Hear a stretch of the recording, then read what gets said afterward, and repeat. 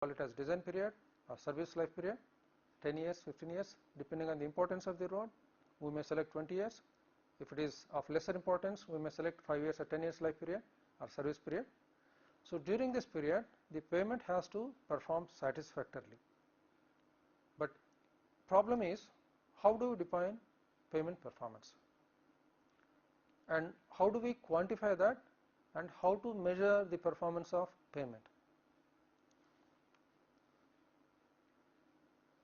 We normally talk about two different types of payment performances. The first type is functional performance, second type is structural performance. Functional performance is taking into consideration the function of the payment. What is the function of the payment? The function of a payment is to provide comfortable, safe and economical ride to the road user. This is what the road user is concerned about. He is really not bothered about what material is used, what is the strength of the material, what thickness was used. As long as he is getting comfortable ride, he is safe on the road and he is getting economical ride, he is happy. So from road user's point of view, we have to take into account functional performance. Functional performance of a payment would depend mostly on the surface characteristics.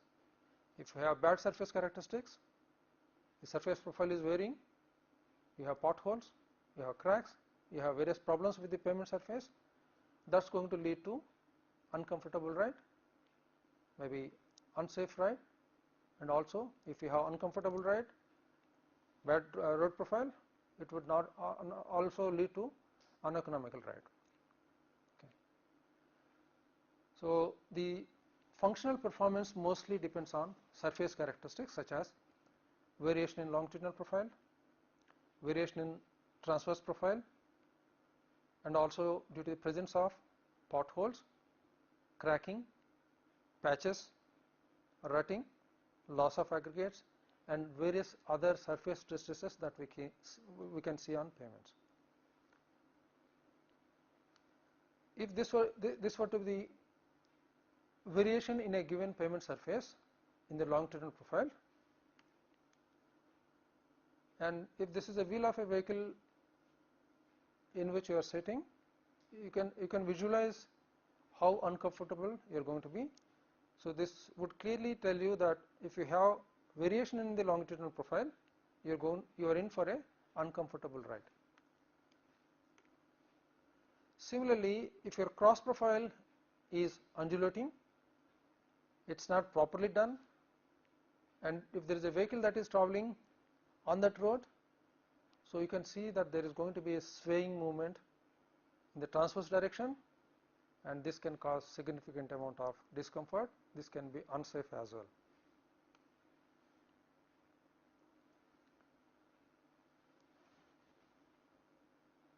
But it is desirable to ensure that the pavement and its surface characteristics are maintained within acceptable limits during the surface life of the road pavement. That means if we are talking about a 10-year life period or 15-year life period, during that period the surface characteristics should be in such a way, it is always going to be not perfectly smooth, there is going to be some variation that is going to come in, but it should be within acceptable limit so as not to cause undue discomfort to the road user and undue safety hazard to the road users. But we have to ask one question: how easy will it be to design pavements to ensure this, that is functional performance? Can we select thicknesses of pavements and material properties and other design parameters in such a way that the functional performance is assured? How easy is that going to be? It is going to be very difficult. We will see that.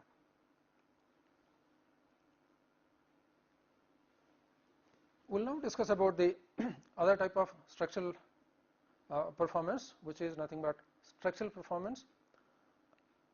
Also, while we discuss about structural performance, we are in fact talking about structural failures. Most of these distresses are defects that we observe on pavement surfaces. We talked about cracking, we talked about rutting, we talked about potholes and other types of problems. They are mostly caused by repeated application of loads, traffic loads or vehicular loads. Most of them are caused by traffic loads. Some of them are of course caused by non-load associated factors, such as some pavements fail even without an application of one single load. It can fail because of traffic, it can fail because of moisture, it can fail because of poor quality materials, improper construction practices and inadequate maintenance that we have adopted. So there are failures that are caused because of load associated reasons. There are failures that occur because of non-load associated parameters. We have to decide which are these parameters that we are going to take into account when we design pavements. Is it the load associated or non-load associated parameters? Of course, we have to take all these things into account, but in what way we are going to consider these parameters. If a pavement shows load associated distress, then it is considered to have failed structurally. Then it is considered to have not performed satisfactorily, and it does not have adequate structural performance. Structural performance is nothing but demonstration of its structural adequacy over sufficient length of period, over its design life period. It is not that the pavement has got adequate structural strength at the beginning of the pavement period, service life period, but over its entire life period it should have adequate structural strength. But how much is adequate after 4 years, how much is adequate at the beginning of the service life, that has to be defined.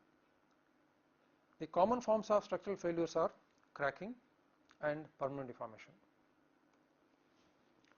This photograph shows a pavement that has cracked. This is a bituminous surface.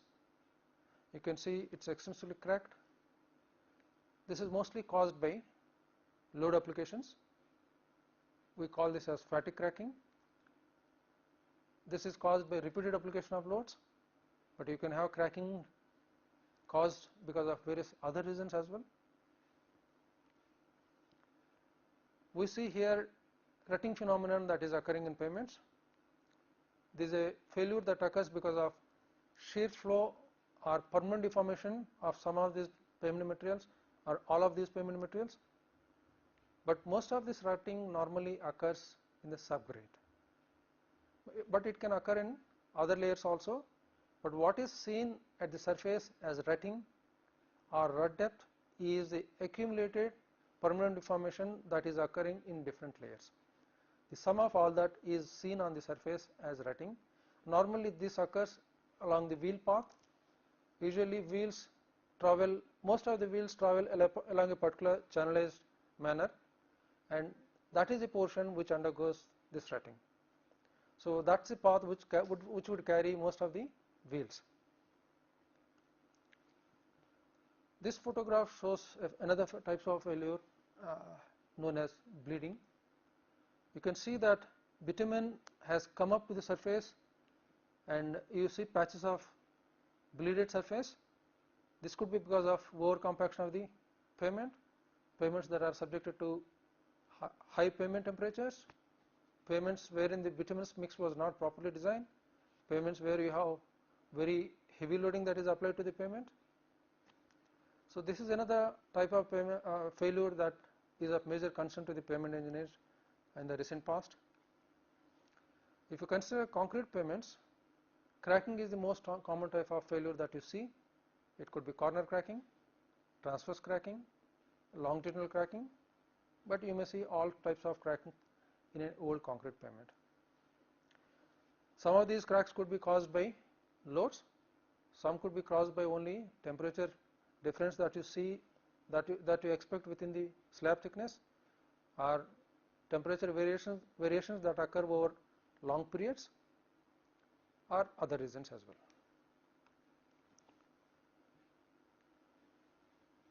Another type of failure that you may see in concrete pavements is what happens at a joint.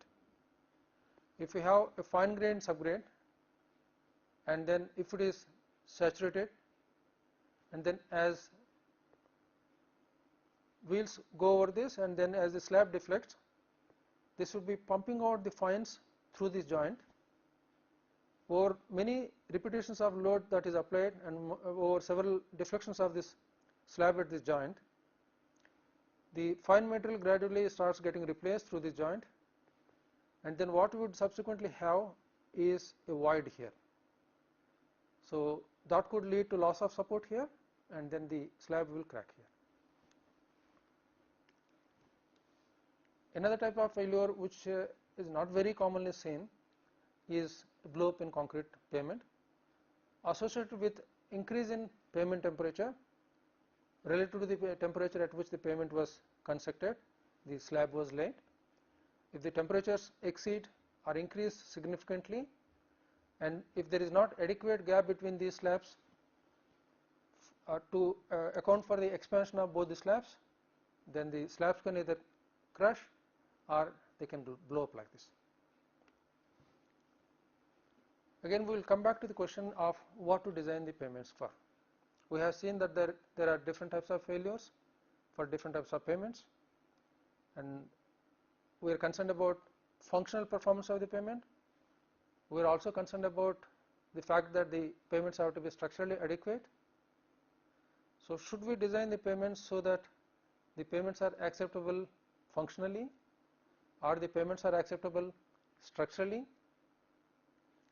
For a road user, functional performance is what matters.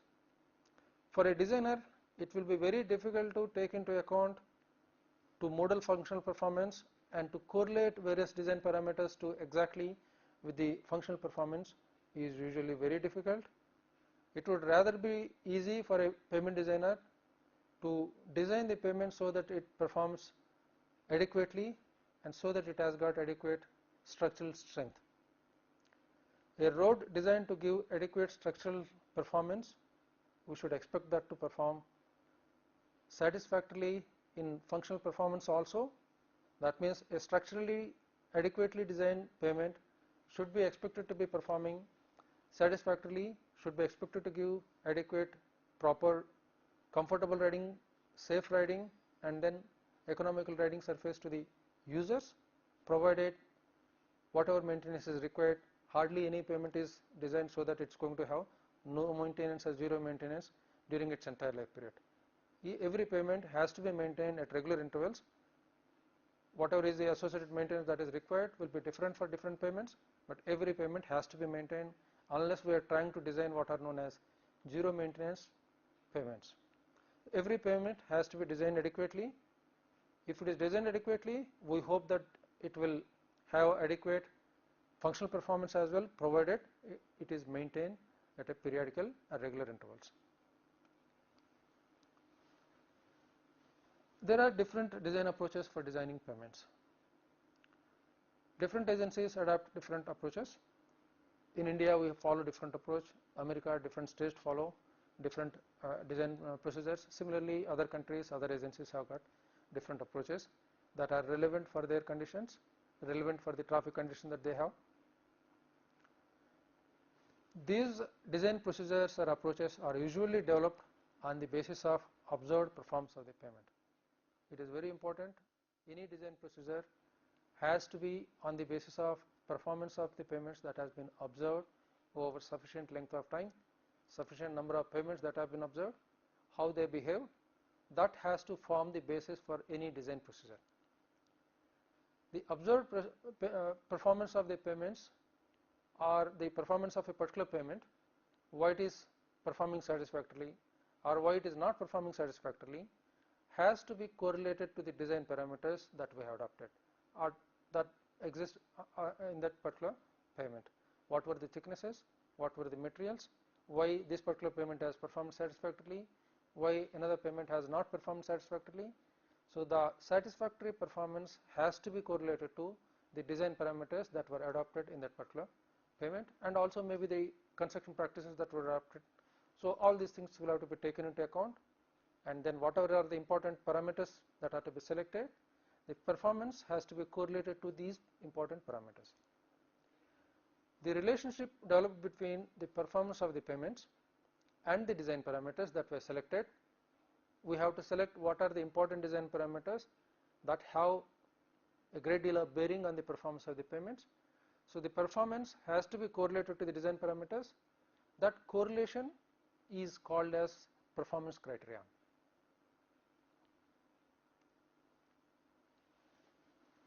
There could be a number of performance criteria.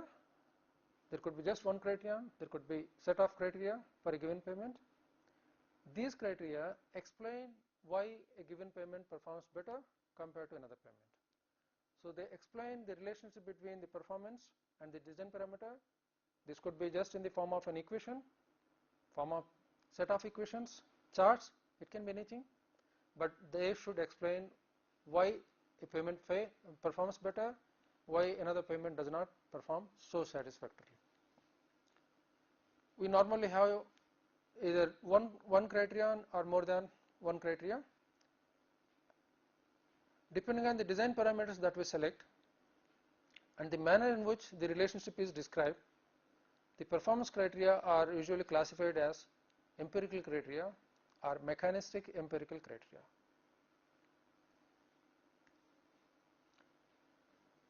Empirical criteria, in this, the performance of the payment is correlated to some simple parameters like subgrade soil index, plasticity index, liquid limit index, maybe what is the maximum dry density that we can get in a compaction test, California bearing ratio value, some simple parameters that we can get corresponding to subgrade or some other material properties. So the performance of the payment is correlated to some of these simple parameters. Experience or performance, which is nothing but the observed service life. A payment has performed satisfactorily, that means it is served for 10 years, 15 years, or it carried so many number of vehicles, so many number of standard loads satisfactorily, so that is its performance. That performance is normally correlated to the payment design parameters, as we mentioned earlier.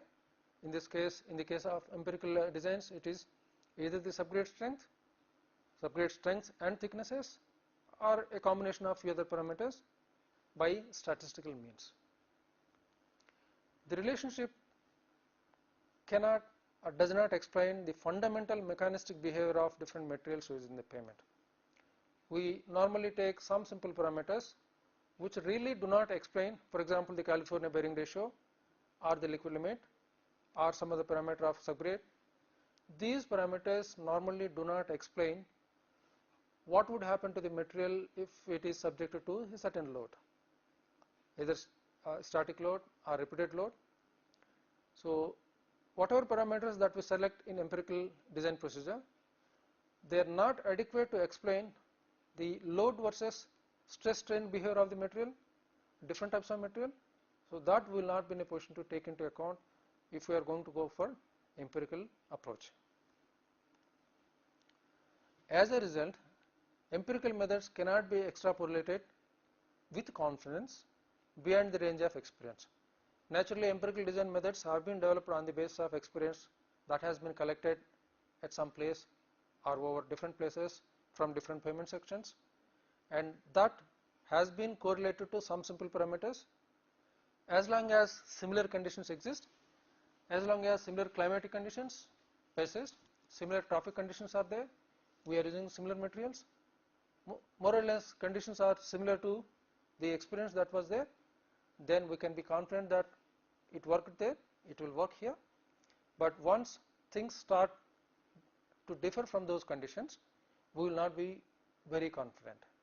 The level of confidence that we attach with our design procedure or designs that we give out of based on this design approach cannot be very high.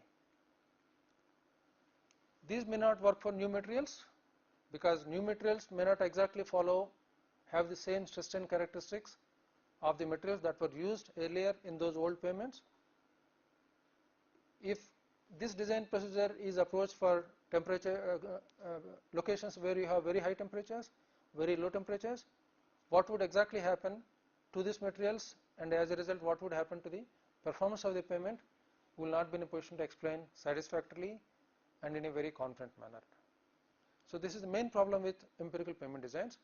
The level of confidence with which we can adopt these things cannot be very high, and when we try to transfer this to new conditions, we cannot be very sure about what would happen.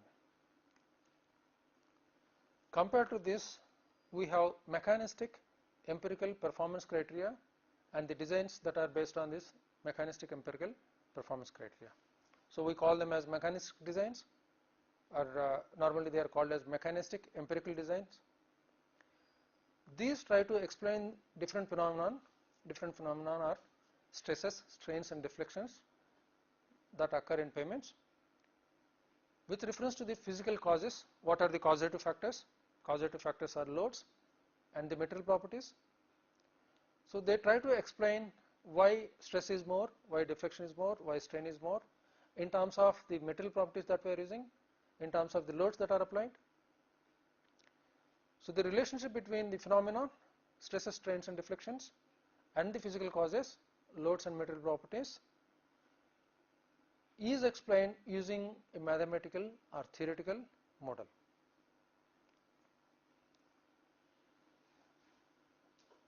Normally, the mechanistic approach is integrated with empirical approach, because empirical approach is nothing but we are observing performance that we are trying to correlate with some design parameters. But in mechanistic parameter, the design parameters would be selected in such a way that they represent the mechanistic behavior of the payment materials and payment as a whole. So the performance is going to be correlated to mechanistic parameters which can explain the mechanistic behavior of the payment. So the relationship between the phenomenon and the failure is explained by empirically obtained relationships. Again, we have to correlate using some statistical means the performance with the mechanistic parameters, so that some amount of empiricism is always going to be there, because you always have to go to the field, observe performance and then correlate that to the design parameters. In this case, these are mechanistic parameters, some critical stress, some critical strain or critical deflection that we consider to be important for the performance of the payment. We are going to correlate these parameters to the payment performance that has been observed. So that correlation is always there. So there is some amount of empiricism that's always going to